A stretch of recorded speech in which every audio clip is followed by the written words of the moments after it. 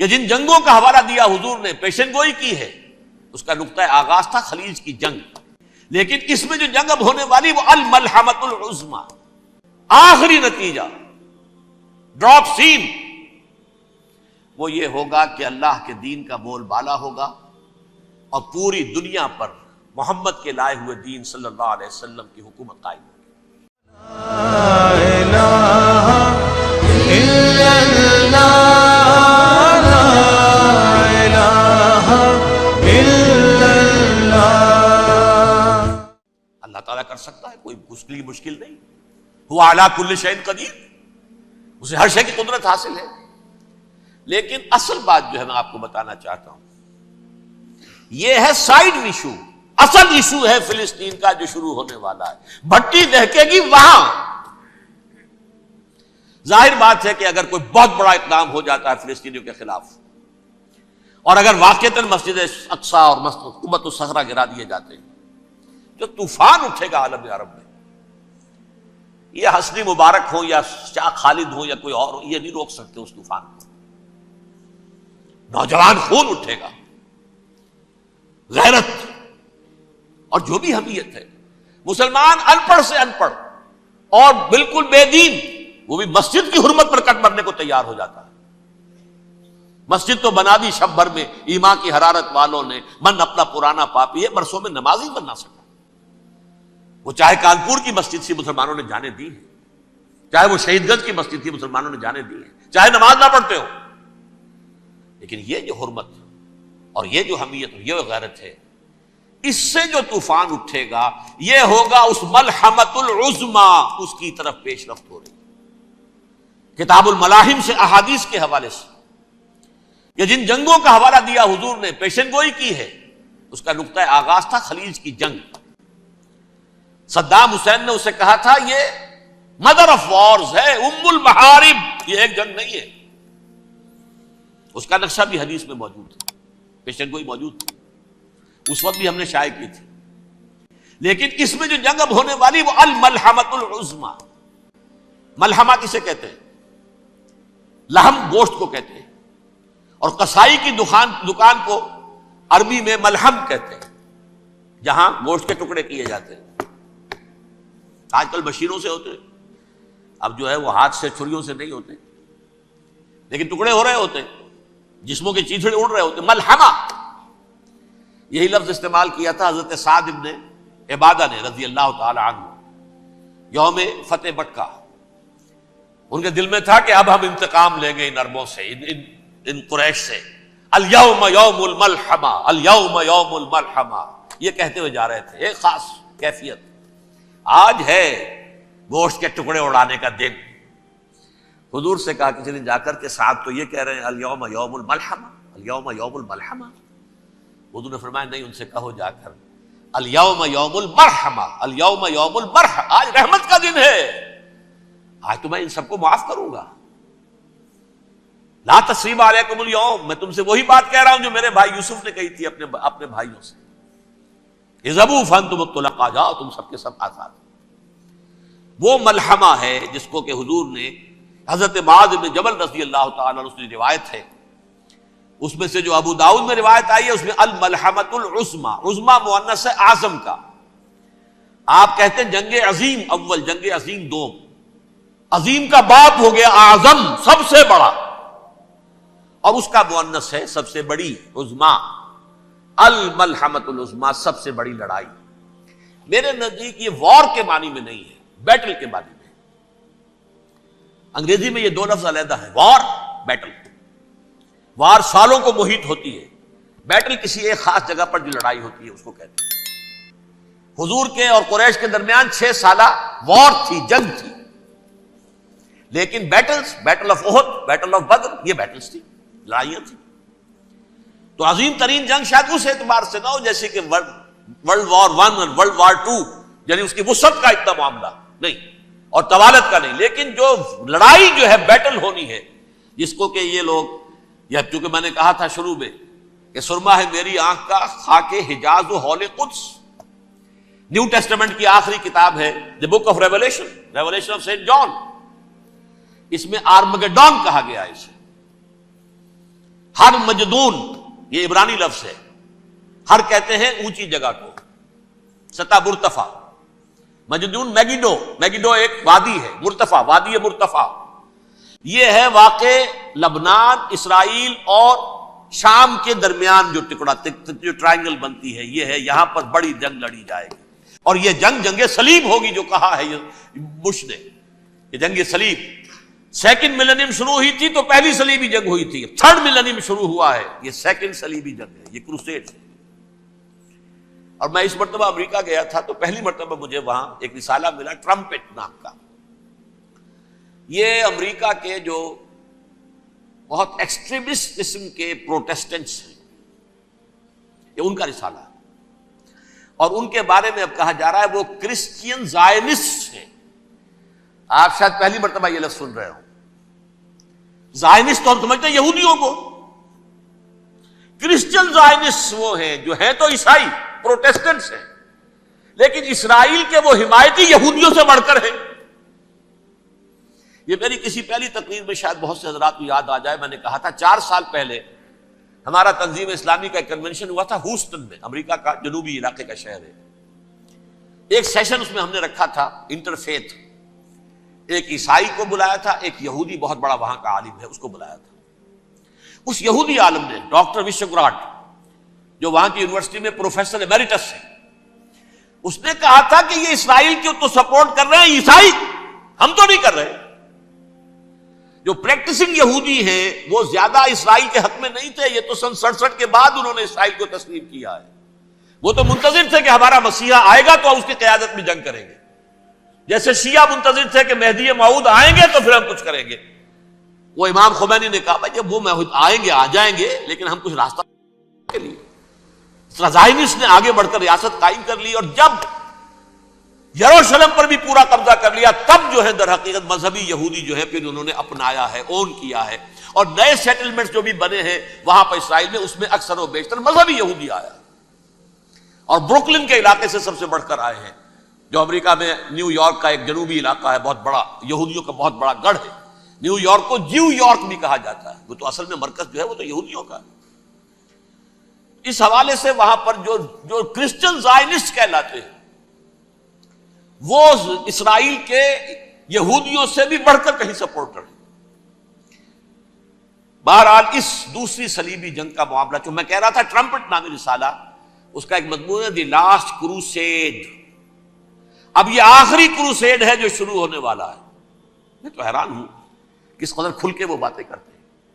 Roman Catholics کو وہ کہتے ہیں کہ یہ شیطان ہے، یہ پوپ شیطان ہے، یہ یورپ کو اس نے جمع کیا ہے کرسچینٹی کی بنیاد پر، اور اس میں زیادہ تر کیتھولکس ہیں۔ آپ کو معلوم ہے برطانیہ بڑی مشکل سے شامل ہوا ان کے ساتھ، اس لیے کہ وہ پروٹیسٹنٹ کا سردار تھا، ابھی پوری طرح نہیں ہے۔ یورپ جو ہے وہ رومن امپائر دوبارہ یہ کھڑی کر رہا ہے، اور در حقیقت یہ جو ہے یہودیوں سے بھی چھیننا چاہتے ہیں اسرائیل کو اور فلسطین کو، اور مسلمانوں سے بھی، اور یہ وہی کروسیڈ جو تھے اربن ثانی کے، اس کی تیاری کر رہے ہیں تاکہ وہاں پر عیسائی حکومت قائم ہو جائے، کیتھولکس کی، پوپ کی حکومت قائم ہو جائے، جیسے ایسٹ تیمور میں کر دی ہے۔ ایسٹ تیمور میں کون سی حکومت بنی ہے؟ رومن کیتھولک، رومن کیتھولک اسرائیل میں بنے، تاکہ یہ سارے مقامات مقدسہ جہاں اسرائیل پیدا ہوئے، بیت حضرت مسیح پیدا ہوا، بیت لحم کہاں ہے؟ وہی ہے کہ نہیں؟ جہاں سے ریزریکشن ہوا ان کے خیال میں وہ کہاں ہے؟ وہیں پر ہے کہ نہیں؟ بڑے بڑے گرجے ان کے وہی ہیں۔ تو اس اعتبار سے ان کا کہنا یہ ہے یہ لاسٹ کروسیڈ کی تیاری ہو رہی ہے، یہ کیفور، اور ان کا کہنا یہ ہے کہ یہ پوری طاقت نیٹو کی جو ہے، یہ پہلے جرمنی سے لائی گئی بوسنیا، انہوں نے خود وہاں جنگ کروائی، انہوں نے خود وہاں پر ایتھنک کلینسنگ کروائی، پھر خود مصالحت کے لیے آ گئے، پھر کوسوو میں انہوں نے خود آگ بھڑکائی۔ یہ میں نہیں کہہ رہا، یہ وہ ٹرمپٹ رسالہ امریکہ سے چھپنے والا پروٹیسٹنٹس کا رسالہ ہے جو یہ کہہ رہا ہے۔ پھر انہوں نے کوسوو کے اندر کروایا، اور پھر وہ وہاں پر پیس فورس کی حیثیت سے آ گئے۔ اب وہ میسیڈونیا میں کروا رہے ہیں اور وہاں داخل ہو گئے ہیں۔ اگلا قدم ان کا سائپرس ہوگا، سائپرس میں ترکوں کو اور وہ گریکس کو لڑائیں گے اور وہاں آ جائیں گے، وہاں سے ایک چھلانگ لگائیں گے اور یہ فلسطین میں پہنچیں گے، اور یہ وہاں پر ایک رومن امپائر، اپنی پرانی رومن امپائر کی طرح کی رومن کیتھولک ریاست قائم کرنا چاہتے ہیں۔ تو وہاں امریکہ کے عیسائیوں میں بھی کوئی ایک طبقہ نہیں ہے، کیتھولکس بھی ہے، کیتھولکس زیادہ نہیں ہے ہمدرد، لیکن اب تابع ہو چکے ہیں۔ اسحاق ریبین نے جب یہ پیس ٹاک شروع ہوئی تھی، آپ کو یاد ہوگا شاید، کہ جب وہ آیا تھا واشنگٹن سے واپس فلسطین اسرائیل، تو پہلے روم میں رکا for an audience with the Pope, اور پوپ کو اس نے ایک مرتبان سا پیش کیا تھا، حضرت سلیمان علیہ السلام کے زمانے کا مرتبان، اور کہا تھا دیکھیے 3000 برس تک ہم نے اس کی حفاظت کی ہے، اب یہ میں آپ کے حوالے کر رہا ہوں۔ اس کے بعد سے پوپ جو ہے بالکل رام ہو گیا، اور وہ عیسائیوں کے ساتھ اور یہودیوں کے ساتھ ان کا پورا معاہدہ ہو۔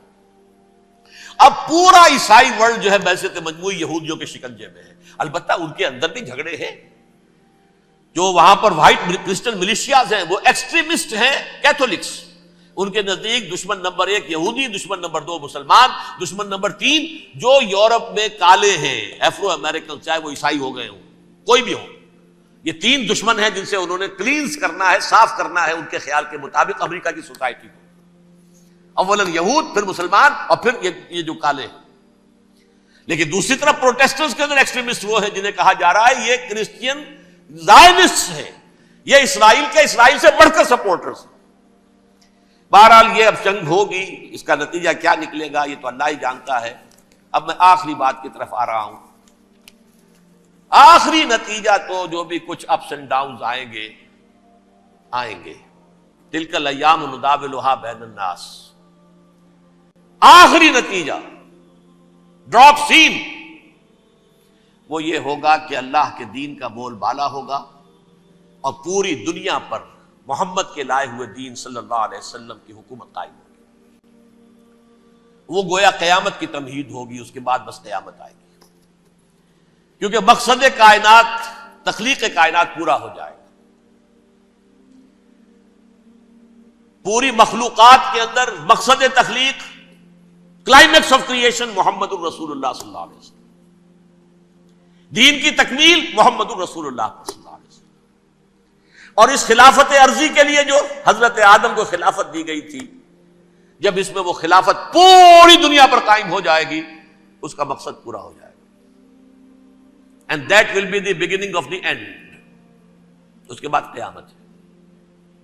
آخری نتیجہ تو یہ نکلنا ہے، اس سے پہلے سزائیں ہمیں بھی مل رہی ہیں، اور یہاں میں کانٹے کی بات جو چھوڑ گیا تھا اس کو بیان کر دوں۔ اللہ نے اس مغضوب علیہم قوم کو، اس ملعون قوم کو کیوں اب تک چھوٹ دیے رکھی؟ میں بتا چکا ہوں یہ بڑے عذاب کے مستحق ہو چکے تھے حضرت عیسیٰ علیہ السلام کے زمانے میں، چھوٹ دی ہے، ابھی تک ہے، بلکہ ایک مرتبہ ابھارا ہے، 1900 برس کے بعد ابھرے ہیں یہ، بالفور ڈیکلریشن 1917، سن 70 عیسوی کے بعد، تقریباً 1900 برس، 1850 برس تو ہے کم سے کم۔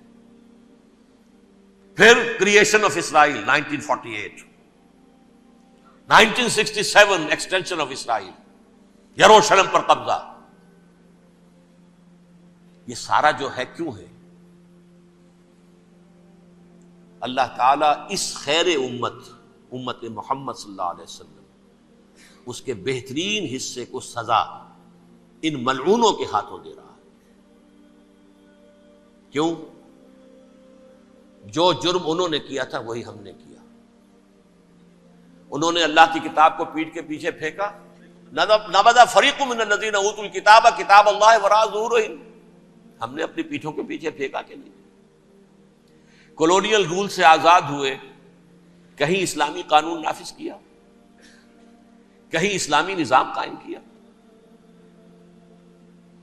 تو جو جرم ان کا تھا وہی ہمارا ہے، اور ہم خیر امت ہیں، اور ہمارے میں سے خیر ترین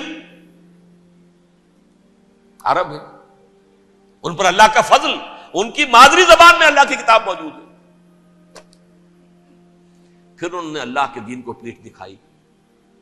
جو ملک آزاد ہوا کولونیل رول سے، یا اس نے قبلہ کر لیا اپنا ماسکو کی طرف، یا کر لیا واشنگٹن کی طرف، کسی نے مکے کو قبلہ بنایا، یہ بدترین سزا ہے۔ ویل للعرب من شر قد اقترب، اور ترمذی شریف میں تو یہاں تک روایت ہے من اقتراب الساعۃ ہلاک العرب، قیامت کے قرب کی ایک نشانی یہ بھی ہوگی کہ عرب ہلاک ہو جائیں گے۔ ایک حدیث میں الفاظ آتے ہیں کہ حضور نے جب کہا یہ ہوگا یہ ہوگا یہ ہوگا یہ بربادی آئے گی، تو کسی زوجہ محترمہ نام میں بھول رہا ہوں، انہوں نے پوچھا کہ عرب اس دن کہاں ہوں گے؟ فرمایا العرب یومئذ قلیل، بہت کم۔ آخری خاتمہ ہونا ہے یہود کا حضرت مسیح علیہ السلام کے ہاتھوں، وہ عذاب جو 2000 برس تک ان سے ٹلا رہا وہ آئے گا، اور ان کے رسول ہی کے ہاتھوں آئے گا۔ لیکن اس سے پہلے مسلمانوں پر یہ عذاب آ رہا ہے، ہولوکاسٹ کے درجے کا عذاب آ رہا ہے۔ البتہ ہم پاکستانی اس میں یوں سمجھ لیجئے کہ وہ تو خبریں موجود ہیں احادیث میں، وہاں تو جو ہونا ہے، اتنے انسان مریں گے، اتنے انسان مریں گے کہ ایک پرندہ جو ہے اڑتا چلا جائے گا، وہ نہیں چاہے گا کہ نیچے اترے تو کسی لاش پر اترے، اسے جگہ نہیں ملے گی زمین خالی کر کہیں اتر سکے، تھک ہار کر گرے گا، مرے گا تو بھی لاش کے اوپر گرے گا۔ یہ الفاظ ہے حضور صلی اللہ علیہ وسلم، الملحمۃ العظمی الملحمۃ الکبریٰ، یہ لاسٹ کروسیڈ، ٹرمپٹ اخبار نے، میں اس کا فوٹو اسٹیٹ بھی کبھی آپ کو دکھا دوں، ویسے میرے ساتھ ہے وہ رسالہ ٹرمپٹ، دی لاسٹ کروسیڈ، اس کی تیاری ہو رہی ہے۔ وہ الملحمۃ العظمی اور ملحمۃ الکبریٰ جو ہے وہ آنے والی ہے۔ ابن ماجہ میں کبریٰ کہا ہے، اکبر کا مؤنث کبریٰ، ملحمہ کبریٰ سب سے بڑی جنگ، اور ملحمہ عظمی سب سے عظیم جنگ، یہ ہوگی اور بہت جلد ہوگی۔ لا الہ